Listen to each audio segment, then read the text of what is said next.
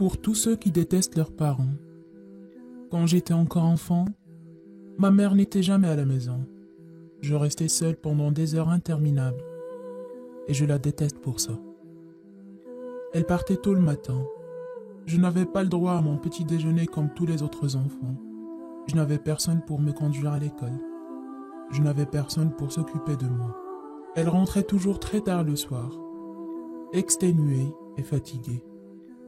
Elle n'avait envie de parler à personne. Elle ne voulait même pas entendre ma voix tellement elle avait mal à la tête. Mais ce que je détestais le plus chez elle, c'est quand elle commençait à jouer son rôle de maman et m'interdisait de manger des sucreries, d'inviter mes copains ou de regarder des films d'horreur.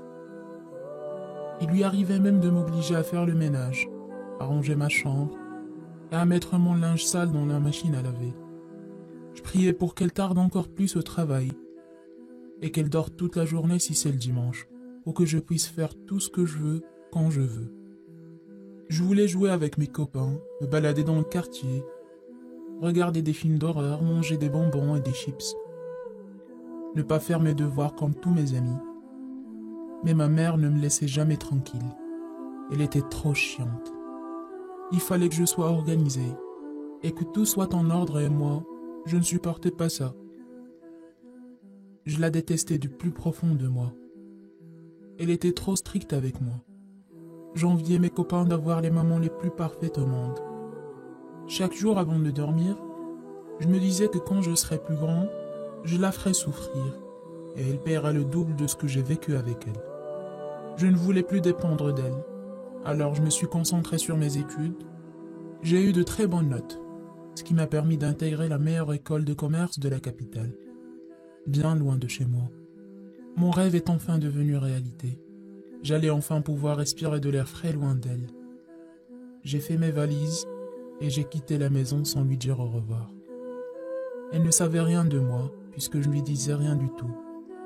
Et ça me convenait parfaitement. Pourtant, j'avoue qu'elle ne m'a pas oublié. Il continuait de déposer de l'argent sur mon compte bancaire. Mais je ne voulais pas entendre sa voix. Alors je ne l'ai jamais remerciée pour ça. Des années plus tard, j'ai trouvé du travail. J'ai rencontré une femme et j'ai eu un enfant avec elle. J'étais heureux, très heureux. Ma mère n'était plus qu'un mauvais souvenir. Sauf qu'un jour, j'ai reçu un appel me disant que ma mère n'avait plus pour longtemps et que son état était critique. Je suis allé la voir. Je ne sais pas encore pourquoi, mais je suis allé la voir. En arrivant, j'ai rencontré quelques anciens camarades et on a décidé de prendre un café ensemble pour parler du beau vieux temps. Certains n'avaient pas pu terminer leurs études, d'autres étaient au chômage. En me voyant, ils m'ont dit que j'étais le seul à avoir réussi sa vie et que je pouvais bien remercier ma mère pour ça. C'est à ce moment-là que je me suis rendu compte de ma grosse connerie. Ma mère faisait tout ça pour que j'aie une vie meilleure que les autres, que je puisse m'en sortir et que je ne souffre pas comme elle. J'ai tout laissé et je suis allé la voir. Dès que je suis rentré dans sa chambre, elle n'a pas pu se retenir et s'est mise à pleurer de joie. Je l'ai prise dans mes bras et j'ai demandé pardon pour toutes ces années passées. Pardon parce que j'étais ingrat, insoucieux et égoïste. Pardon pour tout ce temps perdu en vain. Je l'ai également remercié pour son éducation, ses efforts, son temps et son argent. Ma mère m'a dit « C'est du passé. Je suis heureuse de te revoir, mon fils, et je suis si fière de toi. » Je me suis assuré qu'elle soit transférée dans le meilleur hôpital de la capitale. J'ai pris soin d'elle. J'ai payé toutes les opérations. Aujourd'hui, elle va bien. Je l'ai présentée à ma femme, à mon enfant et à tous mes amis. Nous vivons dans une seule maison, en famille.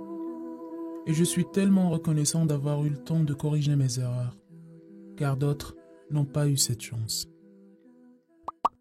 Si vous avez aimé cette vidéo, n'hésitez pas de faire un pouce bleu et de la partager avec vos amis.